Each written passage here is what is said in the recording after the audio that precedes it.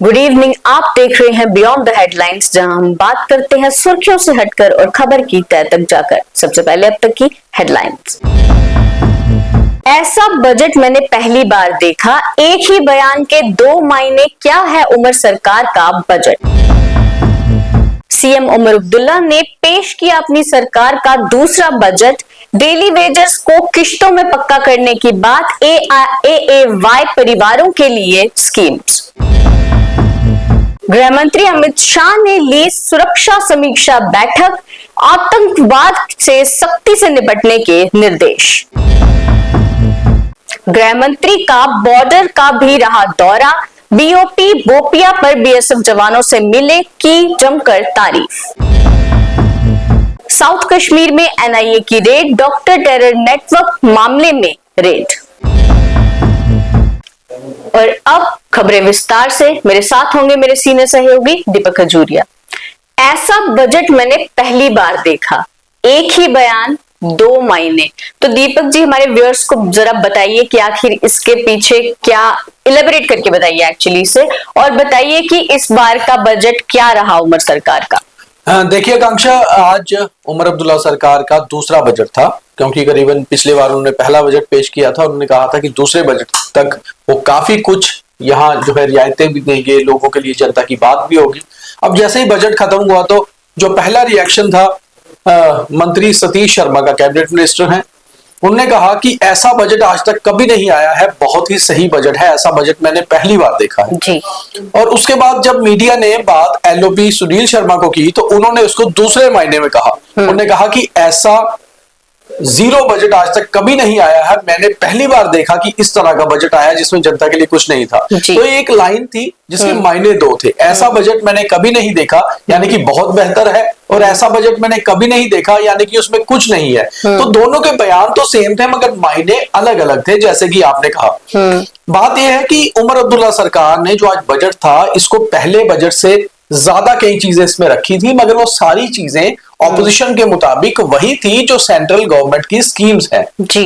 उसको सरकार इस तरह से बता रही है क्योंकि जम्मू कश्मीर अब यूटी है और बहुत सारी चीजें सेंट्रल स्कीम्स आती हैं, उनको बेटर करके लोगों के लिए दिया गया है। जबकि ऑपोजिशन का कहना है कि जिस तरह से एएवाई योजना है, अंत्योदय अन्ना परिवारों के लिए योजनाएं होती हैं, जैसे मुफ्त सिलेंडर देना, मुफ्त बिजली देना, तो ये स्कीम्स दरअसल केंद्र सरकार की ही है, उसे ही थोड़ा सा कोट करके यानी कि उसको बेटर करके सरकार ने अपने लिए रख दिया है जी।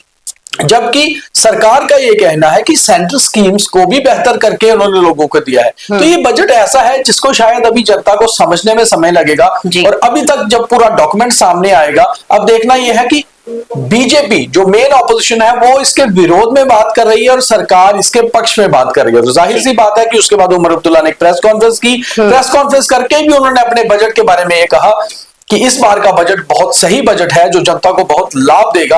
अब देखना यह है कि जो इसमें पॉइंट्स हैं क्या वो जमीन पर, ग्राउंड पर इंप्लीमेंट हो पाते हैं और लोगों को इसमें फायदा मिल पाता है, ये देखना बहुत बड़ी बात रहेगी जी। तो वहीं आज उमर अब्दुल्ला ने पेश किया सरकार का दूसरा बजट। डेली वेजेस को किश्तों में पक्का करने की बात हुई और एएएफ परिवारों के लिए स्कीम्स भी बताई गई है। दीपक जी, देखिए, एएएफ परिवारों के लिए 6 मुफ्त सिलेंडर देने की बात की गई है जी। एएएफ परिवारों के जो बच्चे हैं उनकी फी को माफ किया गया है, मगर ये सारी सेंटर की स्कीम्स हैं। पहले तो इस पे बात होती है और ऑपोजिशन भी यही कह रही है, और दूसरी ओर जिस तरह से डेली वेजेस को लेकर बहुत ज्यादा उम्मीदें थी और बहुत सीना ठोक कर डिप्टी चीफ मिनिस्टर ने कहा था कि इस बार हम पक्का करेंगे, हमने ही लगाए हैं, हम पक्का भी करेंगे, आपको चिंता करने की जरूरत नहीं है। तो उमर अब्दुल्ला सरकार ने कहा कि उसके ऊपर जो कमेटी की रिपोर्ट है वो आएगी, फिर देखा जाएगा कि किस तरह उन्हें इंस्टॉलमेंट्स में पक्का किया जाएगा। तो ऑपोजिशन भी इस चीज को लेकर लताड़ लगा रही है सरकार की कि आखिर पक्का किए जाने को लेकर भी किश्तें, तो कितनी देर तक सरकार लॉलीपॉप देती रहेगी आखिर इन डेली वेजर्स को। और सरकार का कहना है कि जितने फंड्स आएंगे उस हिसाब से पक्का किया जाएगा, मगर अब देखना यह है कि डेली वेजर्स इस चीज को कैसे लेते हैं और डेली वेजर्स की जो अलग अलग यूनियन है, एसोसिएशन है, वो इस चीज से क्या समझ पाती है कि क्या वाकई में वो जल्दी पक्के होंगे, क्योंकि बहुत सारे तो ऐसे हैं जो ओवर एज हो चुके हैं और जब तक उन्हें पक्का करने की उनकी बारी आएगी तो शायद उनकी उम्र निकल चुकी होगी। तो आखिर फिर उन्होंने क्या पाया इस सारी स्कीम से? जी, तो वहीं आज गृह मंत्री अमित शाह ने सुरक्षा समीक्षा को लेकर एक बैठक की और आतंकवाद से सख्ती से निपटने के लिए बोला गया है। दीपक जी, आकांक्षा, जब हमारा ये प्रोग्राम ऑन एयर होगा उस समय तक सुरक्षा बैठक खत्म हो चुकी होगी। सुरक्षा समीक्षा बैठक बड़ी हाई लेवल की बैठक जो लोक भवन में होनी है, उसमें काफी सारे जो है मुद्दे हैं। सबसे बड़ी बात यह है जम्मू कश्मीर की आंतरिक सुरक्षा, यानी कि जम्मू कश्मीर के अंदर 2019 अगस्त में जब 370-35 से हटाया गया, जेएनके को यूटी बनाया गया, तो सिक्योरिटी का ही हवाला था कि सुरक्षा के मामलों को लेकर ही चीजें सही करनी है। बहुत कुछ हुआ भी। यहाँ पर बहुत सारे जो अलगाववादी नेता थे, जो आतंकवादी थे, उनके खिलाफ एक्शन भी हुए, बहुत सारे लोग अरेस्ट भी हुए। बड़ी बात यह है कि सिक्योरिटी अभी भी जम्मू कश्मीर का सबसे बड़ा मुद्दा है, सबसे प्राइम मुद्दा है। एनकाउंटर्स लगातार हो रहे हैं, आतंकवाद के विरोध कार्रवाइयां हो रही हैं, तो उसको लेकर ये सारी बातों की चर्चा हुई। और जो खास बात रही कि गृह मंत्री ने सुरक्षा समीक्षा बैठक में एक बात साफ कर दी कि आतंकवाद पर जीरो टॉलरेंस। हालांकि मोदी गवर्नमेंट पहले भी यही बोलती रही है कि आतंकवाद के मामलों में लिप्त किसी भी व्यक्ति को बख्शा नहीं जाएगा, किसी भी मामले को छोड़ा नहीं जाएगा। जी, तो वहीं गृह मंत्री अमित शाह ने बॉर्डर का आज दौरा किया और बीओपी बोपिया पर बीएसएफ जवानों से भी मुलाकात की और उनकी जमकर तारीफ भी की है उन्होंने। दीपक जी, देखिए, करीबन 35 मिनट के अपने भाषण में जहां उन्होंने बीओपी बोपिया बॉर्डर आउटपोस्ट बोबिया इलाका जो कठुआ में पड़ता है हीरानगर में, वहां वो गए। उन्होंने वहां पर बंकर भी देखे, बीएसएफ अधिकारियों से बातचीत की। उसके बाद उन्होंने उन्हें एड्रेस भी किया, बीएसएफ के जवानों को, जिसमें महिला जवान भी थे और पुरुष जवान भी। उन्होंने वहां करीबन अपने भाषण में सबसे बड़ी बात यह कही कि चाहे बॉर्डर की सुरक्षा हो, जो तो बीएसएफ को करनी ही होती है, क्योंकि फर्स्ट लाइन ऑफ डिफेंस वही है। इसके साथ साथ जैसे जम्मू कश्मीर में बाढ़ आए, पंजाब में बाढ़ आए, तो उन्होंने कहा बीएसएफ ने जिस तरह बाढ़ के दौरान भी लोगों की मदद की,